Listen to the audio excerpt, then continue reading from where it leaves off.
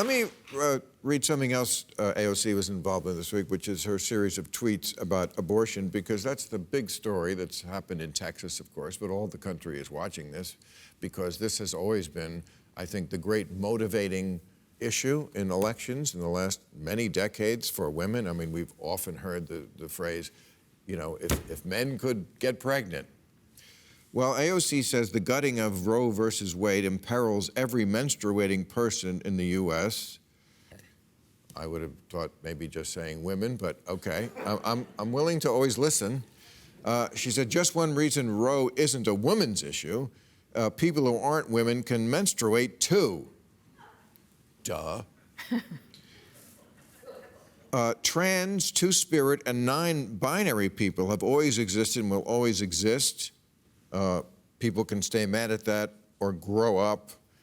I guess they menstruate, or I don't know. Trans men have uteruses. Trans men menstruate. Trans men can and do get pregnant. Wait. All trans men have uteruses? Well, trans men are biologically female and they've transitioned to male. Okay. And not all trans people get bottom surgery. Right. And not all trans men get hysterectomies. Okay. And there are trans men who keep their uteruses and want to become parents and will become pregnant. So trans men do menstruate, can get pregnant. If they're on testosterone, it suppresses menstruation. And they'll go off testosterone if they want to get pregnant. But that is something that can impact a trans man. Trans men can be raped and sometimes are raped by cis people who are angry at them for being trans and can get pregnant and need an abortion, just like a woman rape victim could need an abortion. Okay, I'm just... Maybe what she should have said is basically abortion is an issue who affects everyone who has sex. Let's make it inclusive and not tribal. She did. Every person who engages in sex. But my question is political. It's about, this has always been a woman's issue. And when you say, this is not a woman's issue, I'm wondering if that's the best.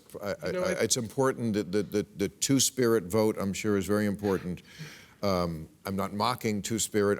This is the first time I heard it. Maybe what I'm saying is, you know, maybe if the tone of this wasn't like, you morons who don't know that men can menstruate and what two-spirit is, catch up. That's why people hate. I think what you're saying is let's get beyond the tribalism. Because the problem with tribalism is that these people get affiliated almost no matter what to an opinion and a standpoint. I have to say, I completely agree with AOC that trans, two-spirit, non-binary people have always existed. Everybody needs to get over it. 40 years ago, gays and lesbians were chanting. But many people are just learning about it. Right. And we shouldn't be so scolding in tone. But I disagree that abortion isn't a woman's issue or that we shouldn't describe it as one.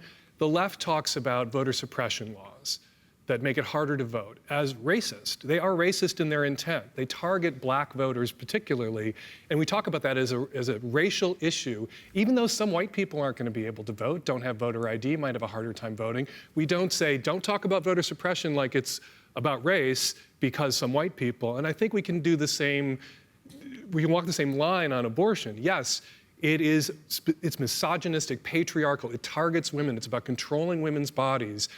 It is going to impact some trans, two-spirit, and non-binary people who might need access to abortion too. But the intent of the law targeting abortion, like the intent of the laws targeting voter suppression, that is racist, even though some white people are going to get fucked over too. The intent of anti-choice, anti-abortion laws, what's going on in Texas, is to target women. And it's going to impact some trans men too. Okay, just maybe, you know, help us along, explain. Don't have this attitude like the part of the country that isn't completely caught up with this is just moronic and I can't even bear to deal with you. Grow up. It's just, first of all, it's just bad politics. It is bad politics. These aren't, I don't know if she thinks she's only Republicans are in that camp who don't know what two-spirit is. But I think a lot of people are just learning about some of this stuff, and it's new. Let's not pretend all of this But we're having this conversation now about it because of what she said, which was a little scolding and probably unhelpful, but now we're having a reasonable conversation about it, and more people who are watching and listening are finding out about what two-spirit is and what two-spirit means. What does it mean? Native Americans described people who were gender non-conforming as having two spirits, a male spirit and a female spirit in one body, one person. Right. And it was sort of what Native Americans use to mean what we use trans to mean. That's why you see it lumped together with trans, two-spirit, non-binary.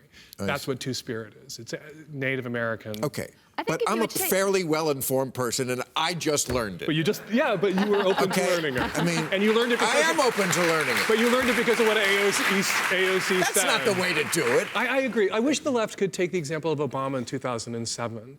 What Obama's, Michelle and Barack both did, was they never got angry in public, and they had every Right. right to be angry all the time. Absolutely. But it would have cost him votes Yes. he needed from Never people who took were the bait. looking for an excuse to That's- vote against him because he wanted Right. to get the power to benefit the lives of people he wanted to change. Yes. And so he never got angry in public, and it was strategic and political. Should a black man be able to get angry in public and get elected president? Absolutely. Right. Can one? No. Right. And Obama knew that. Right. And so the That's- lesson yeah. here for the left is, like, can we be a little bit more like Obama about our rhetoric, Right. about our positioning, to bring along the people who may not know what two-spirit means yet, but we still need their vote, so don't flip them off while you're telling them what two-spirit means. And be less tribal. I mean, if you were to put the founding fathers in a time capsule and bring them to the modern era, I think they'd pretty shocked that you'd have They'd this be level canceled. straight away. But For I some mean- very good reasons, actually, too, yeah. But exactly. But I mean, you know, they didn't envisage in America where everyone was as tribal as this. They tried to build in checks and balances to avoid that. And going back to that spirit of actually having empathy and trying to reach out to people who shock, Right. may have a different point of view from you, may have a slightly different tribal It's a affiliation. big country That with is so lots of crucial. people who are not like you. And just to insist that you come over and be exactly like I say you are immediately, that's not going to work. 101 anthropology is actually recognizing that just because it's your worldview, it doesn't mean that you can assume it should be everyone else's. Right. It's about trying to listen to somebody else Right. for a change, and actually recognizing the art of trying to listen to another point of view doesn't just give you empathy for others, it actually teaches you about yourself too. Because there's this great Chinese proverb, a fish can't see water unless you jump out of your fishbowl and go and swim in different water for a bit.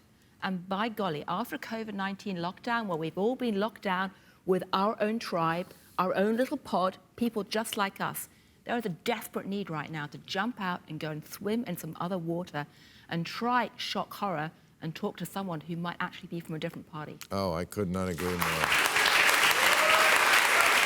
And don't talk politics with them. Just talk. Yeah.